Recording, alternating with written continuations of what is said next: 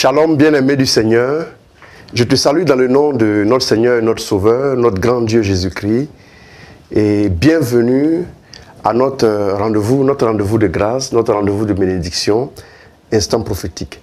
Je suis Christ Roland Ouattara et je voudrais faire un petit chemin avec toi dans la méditation pour t'aider à réfléchir, pour t'aider à méditer, pour t'aider aussi dans ta marche chrétienne afin que tu puisses évoluer, tu puisses vivre joyeusement et amoureusement avec ton Dieu. Sache que si Dieu t'a créé, c'est parce qu'il a fixé un but à ta vie.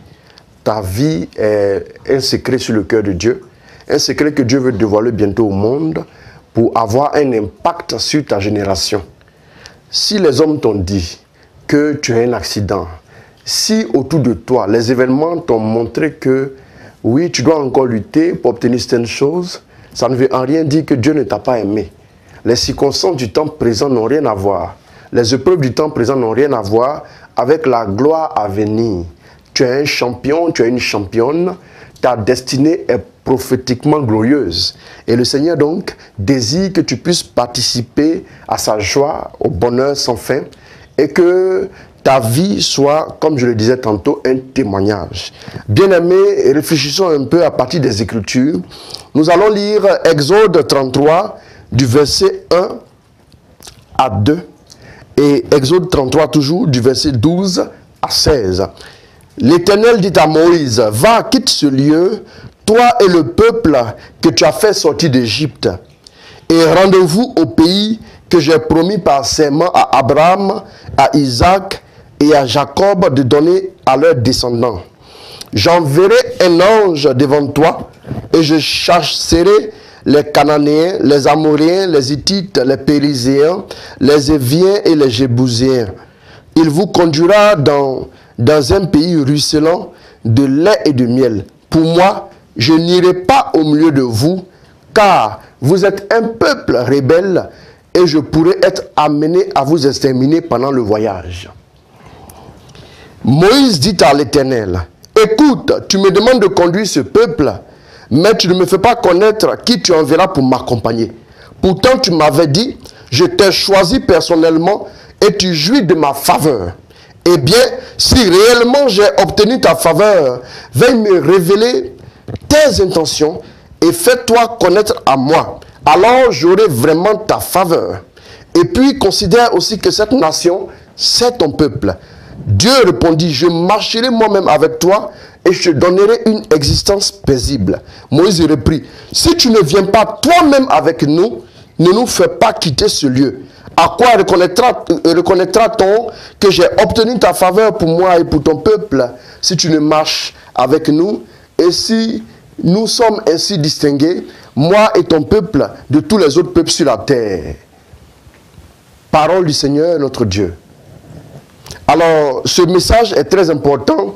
Je l'ai intitulé « Trois types de chrétiens ». Trois types de chrétiens. Pourquoi? Parce que, en méditant sur ce texte, Dieu m'a aidé à ressortir certaines réalités. Certaines réalités qui minent, oui, le corps de Christ. Aujourd'hui, beaucoup de chrétiens se réclament comme tels, c'est-à-dire appartenant au Christ. Oui, parce que l'expression de chrétien est intervenue à Antioche lorsque les gens ont qualifié les disciples d'appartenir à Jésus. Bien-aimé, c'est une joie, c'est un honneur même d'être appelé quelqu'un qui appartient à Jésus. Oui, je me souviens que les disciples un jour ont dit, ils s'estimaient heureux. Nous nous estimons heureux parce que nous avons été jugés dignes de supporter des fouets pour le nom du Seigneur Jésus. Bien-aimés, oui, il y a des chrétiens qui sont toujours en train de se poser des questions. Oui, parce que leur vie semble ne pas prendre le chemin de la foi qu'ils confessent. Bien-aimés, aujourd'hui, je voudrais que tu réfléchisses avec moi sur trois types de chrétiens. Trois types de chrétiens. Pourquoi? Parce qu'il y a des chrétiens que Dieu recherche et il y a aussi des chrétiens, oui, que Dieu veut faire évoluer pour aller vers un autre niveau de marche avec lui. Bien-aimés, voici un peuple qui est sorti d'Égypte, qui a commencé à marcher avec le Seigneur et arrivé déjà à la mer Rouge, lorsqu'ils devaient traverser la mer Rouge, oui, ils ont commencé à se poser déjà des questions. Parce que Moïse était à leur tête, il les a guidés, il a été avec eux. Et lorsqu'ils étaient à l'entrée de la mer Rouge, ils regardent derrière, ils voient Pharaon en train de débouler. Et ils disent à Moïse, Moïse, écoute, oui, il n'y avait pas assez de tombeaux en Égypte.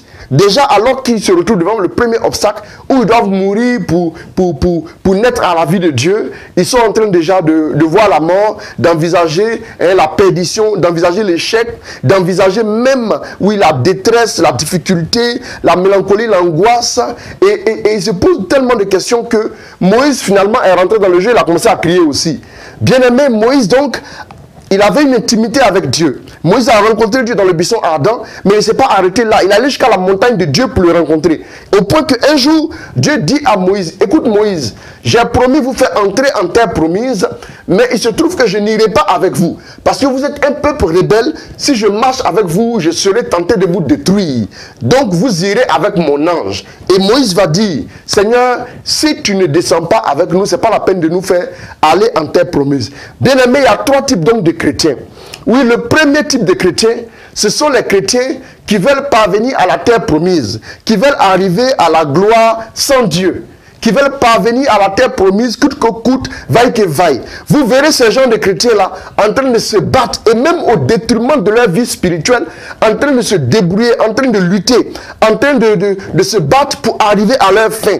Oui, des gens de ce ordre-là, de ce groupe-là diront, oui, je n'ai pas le temps de prier. Je suis tellement occupé que je n'arrive pas à prier. Je suis tellement occupé que je n'arrive pas à aller, oui, rendre grâce à Dieu à l'église. Je suis tellement occupé que je n'ai même pas le temps de m'asseoir 10 minutes pour prier. Bien-aimé, Jésus a dit, que sert-il à un homme de gagner le monde s'il doit perdre son âme? Cette première catégorie de chrétiens, c'est ceux qui n'attendent pas de voir quelle est la volonté de Dieu pour eux, mais c'est ceux qui courent. Parce que ce qui brille les attire. Quand ils voient le mariage, même s'il faut mettre, oui, en veilleuse sa foi, son baptême, pour aller vivre un concubinage, ces personnes-là iront. Saint Jean Chrysostome l'a dit dans les 8 catéchèses baptismales, que le peuple a été baptisé dans la mer Rouge après l'exode. Bien aimé, après le baptême, il y a des gens qui sont arrêtés là. Parce que tout simplement, ils ont trop de soucis, ils ont trop de problèmes, dit-on. Ils veulent arriver à leur fin. Oui, je dois réussir, je dois avoir une carrière, oui, je dois avoir un mariage, je dois avoir l'enfantement, je dois aller en aventure pour m'en sortir. Donc ces chrétiens-là ne cherchent même pas à discerner la volonté de Dieu, mais cherchent la réalisation à tout prix. Ça, c'est la première catégorie. Ce sont les gens qui ont mis les foi en veilleuse, ce sont les gens qui n'ont rien à voir avec Dieu, qui n'ont plus rien à voir avec les anges de Dieu. Ceux-là ont laissé la main de Dieu, ceux-là se sont déconnectés, mais ils ne sont chrétiens que de nom. Ils ne sont chrétiens justement que par le fait que par moment, ils disent qu'ils sont baptisés et confirmés. C'est leur vie chrétienne ne répond que de leur baptême. Le lendemain de leur baptême a été le jour en même temps oui, où tout a cessé. Bien aimé, cette catégorie de chrétiens, cette catégorie-là, Dieu en a horreur. Dieu veut que tu évolues, que tu changes ta vie. Ta vie n'a pas été créée juste pour que tu payes des factures sur la terre, que tu construises des maisons, que tu voyages et que tu cherches à te réaliser et c'est tout. Cette première catégorie de chrétiens-là, vraiment a tout faux devant Dieu. La deuxième catégorie, bien aimée, ce sont les chrétiens qui, eux, savent que Dieu veut qu'ils rentrent en terre promise, qu'ils doivent y arriver, qu'ils doivent y aller, mais qui le veulent effectivement et qui savent que c'est la volonté de Dieu et qui ont décidé de faire un chemin avec le Seigneur. Mais cette deuxième catégorie, qui est aussi très nombreuse, cette deuxième catégorie ne veut pas forcément aller avec Dieu. Juste si on a un ange de Dieu, on n'a plus besoin d'avoir une vie de prière, on n'a plus besoin d'avoir une relation avec Dieu, on n'a plus besoin d'avoir une intimité avec Dieu, mais nous irons en terre promise. Parce que le désert est le lieu des serpents brûlants, le lieu de la sécheresse, le lieu de la soif, le lieu de la faim, le lieu de la famine, le lieu de la fatigue. On veut rapidement entrer en terre promise. Peu importe, si Dieu vient avec nous, bien sûr, s'il ne vient pas avec nous, ce n'est pas grave. Mais si son ange est avec nous, oui, nous irons à cœur joie en terre promise. Bien-aimés, ce sont ces gens de chrétiens-là qui sont prêts à se battre pour Dieu, à lutter tout simplement parce qu'ils connaissent la volonté de Dieu, mais ils ne voient pas la présence de Dieu tous les jours. Cette catégorie de chrétiens-là, Dieu, oui, veut qu'ils évoluent eux aussi pour passer à la troisième catégorie. Bien-aimé, il est temps maintenant que tu puisses réfléchir. Concernant la troisième catégorie, c'est la catégorie de ceux qui disent à Dieu, Seigneur, c'est vrai que la terre promise c'est bon. C'est vrai que j'aurai l'argent, j'aurai de belles maisons, c'est vrai que j'aurai de grosses voitures, c'est vrai même que j'aurai toutes les faveurs. Même dans le cœur du rocher, on trouvera de l'or. Au lieu de bronze, tu feras venir de l'or. Au lieu de bois, tu enverras du bronze. C'est vrai que je vais vivre dans l'opulence, je vais vivre dans la joie, dans la bonne humeur, dans la gaieté. Mais Seigneur, je préfère rester dans la misère avec toi que d'aller dans la joie avec ton ange. Ceux-là, cette dernière catégorie, c'est ceux qui veulent adorer Dieu en esprit et en vérité. La Bible nous dit en Jean 4, à partir du verset 23 à 24, les vrais adorateurs, c'est ceux qui adorent Dieu en esprit et en vérité. Bien-aimé, Moïse a allé faire 40 jours dans la présence de Dieu. Ce sont les chrétiens qui font de la présence de Dieu la quête de leur vie, la priorité des priorités de leur vie. La troisième catégorie de chrétiens, c'est ceux-là qui ont décidé de vouloir Dieu coûte que coûte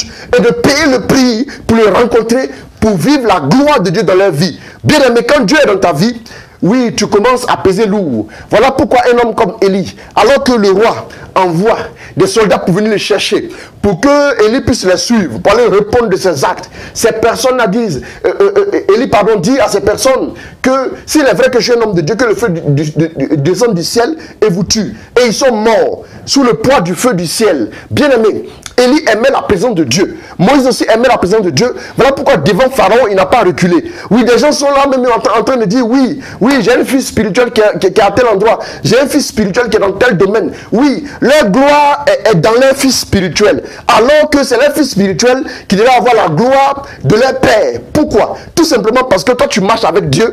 Le fils spirituel peut être dans le gouvernement. Le fils spirituel peut être PDG. Le fils spirituel peut être haut placé, mais il ne voit pas le roi des rois. Toi qui vois le roi des rois, tu as une plus grande valeur. Bien aimé, je ne peux pas comprendre qu'il y a une catégorie de chrétiens qui sont même actifs pour le Seigneur, mais qui sont en train de courir derrière des personnes parce qu'elles vont faire des offrandes.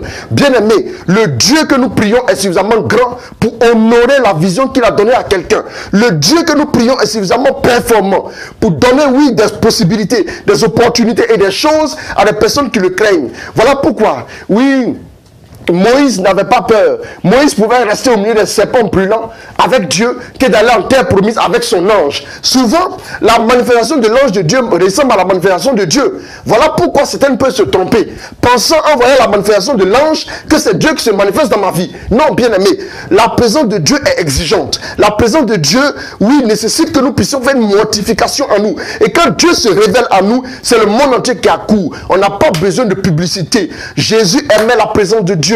Jésus allait toujours dans la montagne pour prier. Si nous voulons réellement être des chrétiens dignes de ce nom, de la troisième catégorie, la catégorie des chrétiens performants, la catégorie des chrétiens qui touchent le cœur de Dieu, il est temps que nous allions, oui, dans la stricte présence de Dieu. Bien aimé, une femme est allée voir le prophète, elle a dit, oui, si tu ne descends pas avec moi, oui, par la vie du Seigneur et par ta propre vie, je n'irai pas. Elle a mis, oui, sa vie a pris pratiquement pour pouvoir faire descendre l'homme de Dieu qui était symbole de la présence de Dieu. Bien aimé, il faut que tu saches, si tu es déterminé à désirer la présence de Dieu, il faut que la présence de Dieu pour toi soit plus importante que tout. Si ce n'est pas le cas, tu ne fais pas partie de cette troisième catégorie. La première catégorie, c'est ceux qui veulent arriver à la gloire sans forcément Dieu. La deuxième catégorie, c'est ceux qui veulent arriver à la gloire avec l'ange de Dieu.